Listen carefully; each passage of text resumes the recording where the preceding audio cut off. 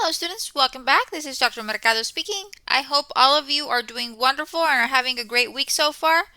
This week we are going to continue covering Chapter 17, which deals with accounting for notes and interest. This is the lecture for Accounting 1304, Introduction to Accounting 2. Okay, so it is a continuation. By now you should have already read Chapter 17. If you have not done so, please make sure that you do. There's a lot of very important information covered in the chapter. Okay, I am going to go over some of your homework problems, basically the ones that don't have any Cengage videos attached. There's some that do have videos, others that don't. So I focus on the ones that don't have any kind of videos or additional resources, kind of like to provide supplemental information to the students. Now, if while you're working on your homework assignments, you have any questions, concerns, please feel free to contact me either through the preferred method is Blackboard messages, or there's a link. If you're working on Cengage, there is a link where you can email the professor, and then I'll get the email with an image of what you're looking at, and I'll respond as soon as I can. Okay, it is very important that you pace yourself to make sure that you are able to complete all of your weekly assignments on time. Okay, so I'm gonna jump right over to problem 1712A. Okay, which deals with accrued interest receivable. Okay, so it says the following is a list of outstanding notes receivable as of December the 31st. Okay, and then they give us a list of 4 customers, the date of the note, the principal amount, the interest, the term of the note, and the number of days that have passed from when the note was issued to the end of the year. Okay, so they've basically done all of the work for you. Okay, now we are being asked to compute the accrued interest at the end of the year and prepare the adjusting entry in the general journal. Okay, now what happens is we have these notes receivable in our books. Okay, we are anticipating collecting for these notes on specific dates. For example, let's look at Savalin, the first one. Okay, we issued out the note on December the 15th. The note is for 60 days, so that would be what? December, January, February. It'll be due February the 15th approximately, okay? Now, even though the note is not due till February of the following year, we did accrue interest from December the 15th through December the 31st. Now, when we close our accounting books, we need to make sure that we do accruals for all of the interest that has been earned so far, regardless if it's been collected or not, because we want to record in our books the actual amount of interest earned. So we have to calculate how much interest has been earned in these notes. We are anticipating collecting this money in a future point in time, but the interest that has been earned from the time the note was issued to December the 31st have to be recognized this year, okay, the year that it was earned. So what we need to do is we're going to have to set up a accrued interest receivable account to where we know, you know what, this is the interest that accrued from the time the note was issued to December the 31st, okay? And we need to recognize that interest revenue the year it was earned, okay? So it's kind of like the matching principle. We need to make sure that we match our revenues with our expenses, kind of a thing. We need to make sure that we allocate and journalize the revenue earned the year that the revenue was actually earned. Okay, so before we even do the journal entry, we first have to calculate the interest that was earned as of the end of the year. Okay, so we're going to do the calculations for each of these 4 individuals.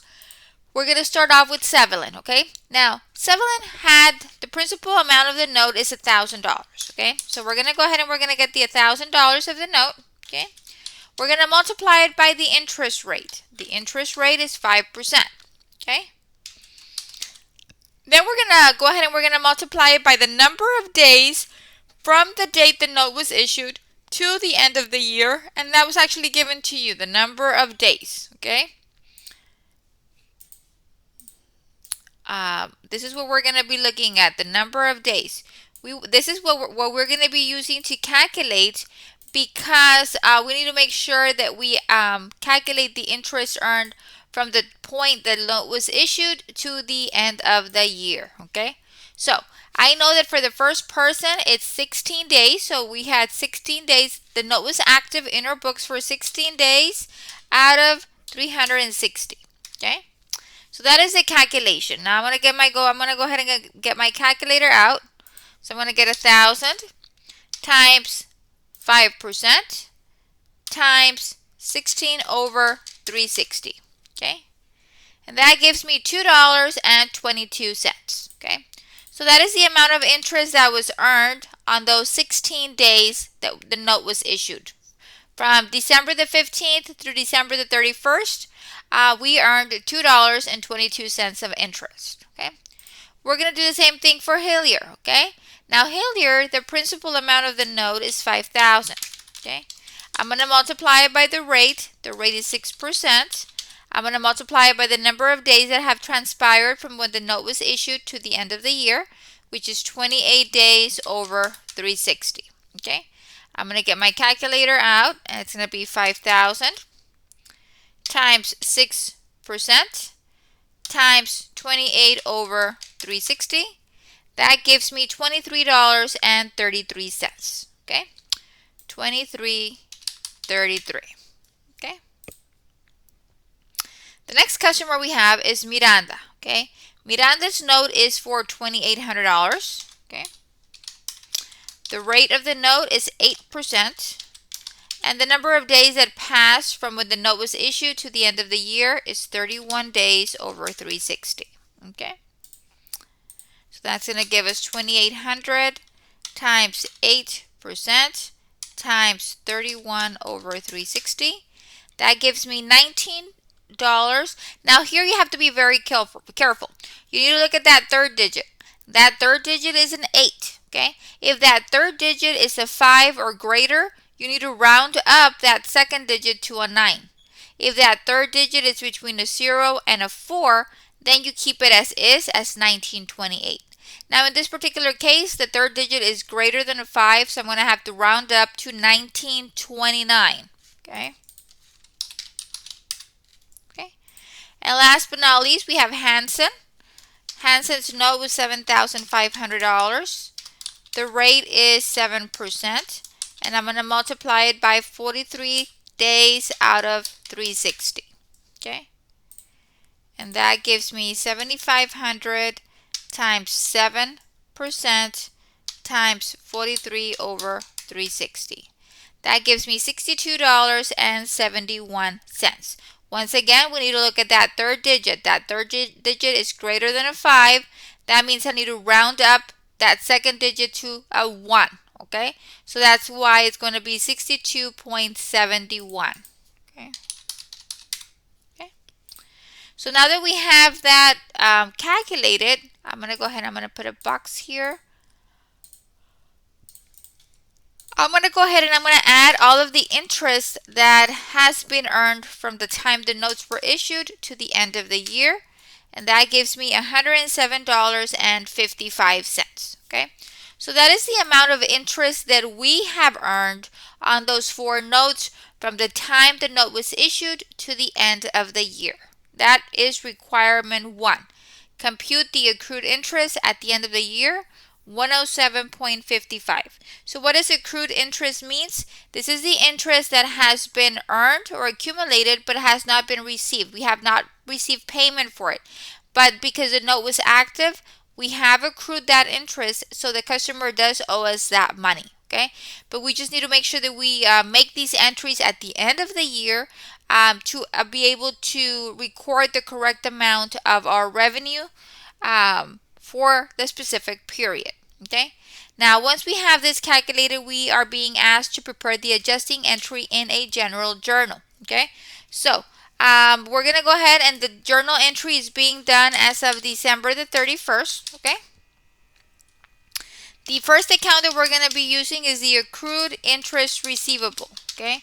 It's a receivable because we are expecting to collect this money in a future date. Okay? We are setting up a receivable for the accrued interest. So we're telling our customers, you owe us this interest as of the end of the year. We're going to set up a receivable because this is something that you're going to have to pay once the note becomes due. So a receivable is an asset account. The normal balance of an asset account is a debit, and that means we are going to be debiting the accrued interest receivable for $107.55. Okay. I am also going to be recognizing the revenue for the period. Okay. This is going to allow us to recognize the revenue when it was earned. So this year, as of December the 31st, we have accumulated or earned $107.55 of interest. So now I'm going to record that as interest revenue. Okay, that way we can recognize the revenue in the correct accounting period. Okay, so that is the journal entry that we're going to be doing. We debit accrued interest receivable for the 107.55. We credit interest revenue for 107.55. Debits must always equal credits. Okay? So, these are the calculations that need to happen to be able to calculate the interest for each of the notes receivable, and then the journal entry that needs to be recorded in our books as well. Okay? So, very simple problem. Just a matter of applying the same formula over and over. And then, of course, determining um, okay, the actual interest revenue for the period. Okay, so once we do the calculations, we add them all up, we're able to identify, okay, what is the interest revenue for the period that we've held these notes in our books. So we can go ahead and we record the entry as of the end of the year. So as of the end of the year, the the interest revenue account is updated with the correct information. Okay, so that is basically it for this lecture. Like I stated before, if you have questions, concerns, please don't hesitate to contact me Monday through Friday. And that is basically it for this problem. Until next time, thank you.